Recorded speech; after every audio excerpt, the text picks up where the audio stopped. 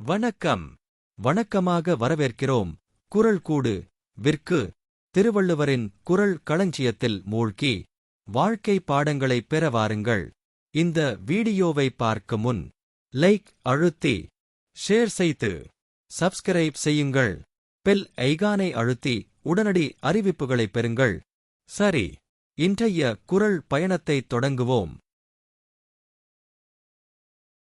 அத்தியாயம் 5.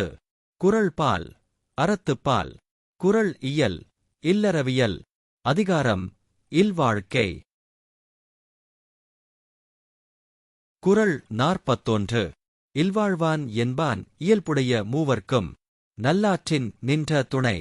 பொருள்: பெற்றோர், வாழ்க்கை துணை, குழந்தைகள் என இயற்கையாக அமைந்திடும் மூவர்க்கும் துணையாக இருப்பது இல்லறம் நடத்துவோர் கடமையாகும். ஆங்கில பொருள்: He will be called a true householder, who is a firm support to the virtuous of the three orders in their good path. குறள் 42. துறந்தார்க்கும் துவ்வா தவர்க்கும் இறந்தார்க்கும் இல்வாழ்வான் என்பான் துணை. பொருள்: பற்றற்ற துறவிகட்கும் பசியால் வாடுவோர்க்கும் பாதுகாப்பற்றவர்க்கும் இல்லற வாழ்வு நடத்துவோர் துணையாக இருத்தல் வேண்டும். ஆங்கில பொருள்: He will be said to flourish in domestic virtue, who aids the forsaken, the poor, and the dead.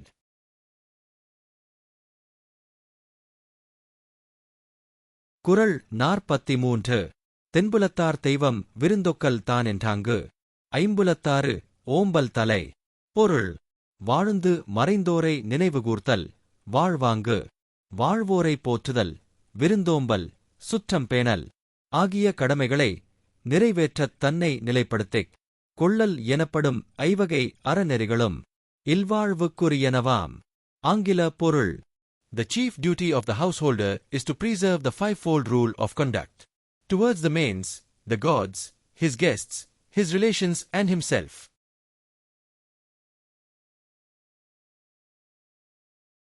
குறள் 44.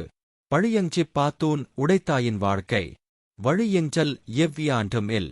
பொருள்: பழிக்கு அஞ்சாமல் சேர்த்த பொருள் கணக்கின்றே இருப்பினும் அதைவிட பழிக்கு அஞ்சிச் சேர்த்த பொருளை பகுத்து உண்ணும் பண்பிலேதான் வாழ்க்கையின் ஒழுக்கமே இருக்கிறது. ஆங்கில பொருள்: His descendants shall never fail who, living in the domestic state, fears wise in the acquisition of property and shares his food with others.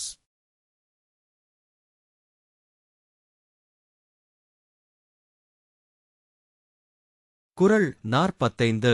அன்பும் அறனும் உடைத்தாயின் இல்வாழ்க்கை பண்பும் பயனும் அது. பொருள்: இல்வாழ்க்கை பண்புடையதாகவும் பயனுடையதாகவும் விளங்குவதற்கு அன்பான உள்ளமும் அதையொட்டிய நல்ல செயல்களும் தேவை. ஆங்கில பொருள்: If the married life possesses love and virtue, these will be both its duty and reward.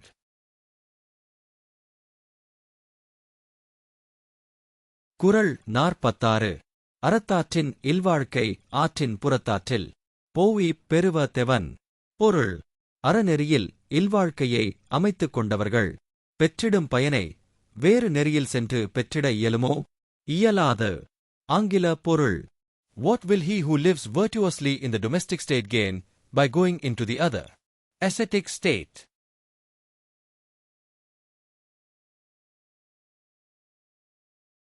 குறள் 47. இயல்பினான் இல்வாழ்க்கை வாழ்பவன் என்பான் முயல்வாருள் எல்லாம் தலை. பொருள்: நல்வாழ்வுக்கான முயற்சிகளை மேற்கொள்வோரில் தலையானவராகத் திகழ்பவர் இல்வாழ்வின் இலக்கணமுணர்ந்து அதற்கேற்ப வாழ்பவர்தான். ஆங்கில பொருள்: Among all those who labor for future happiness, he is greatest who lives well in the household state.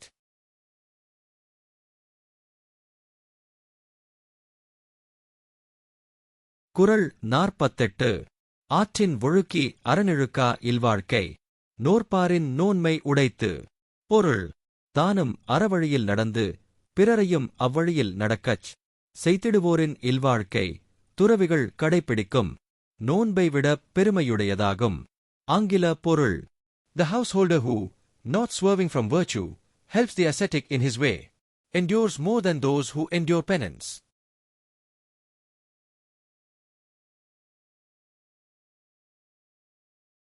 குறள் 49 அறனெனப்பட்டதே இல்வாழ்க்கை அதும் பிறன்பழிப்ப தில்லாயின் நன்று. பொருள் பழிப்புக்கு இடமில்லாத இல்வாழ்க்கை இல்லறம் எனப் போற்றப்படும். ஆங்கில பொருள் The marriage state is truly called virtue. The other state is also good, if others do not reproach it.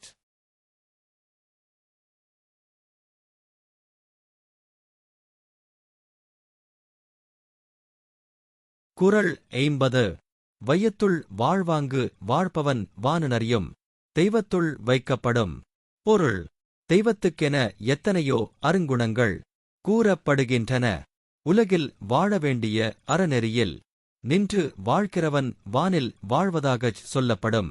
தெய்வத்துக்கு இணையாக வைத்து மதிக்கப்படுவான். ஆங்கில பொருள் He who on earth has lived in the conjugal state as he should live will be placed among the gods who dwell in heaven.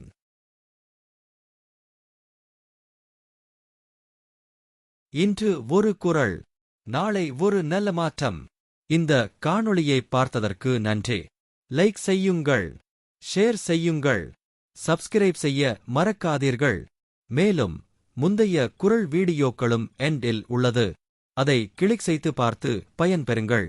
மேலும் புதிய அப்டேட்ஸுக்காக bell ஐகானை அழுத்துங்கள். மீண்டும் சந்திப்போம் குறள் கூடுவில். நன்றி, வணக்கம்.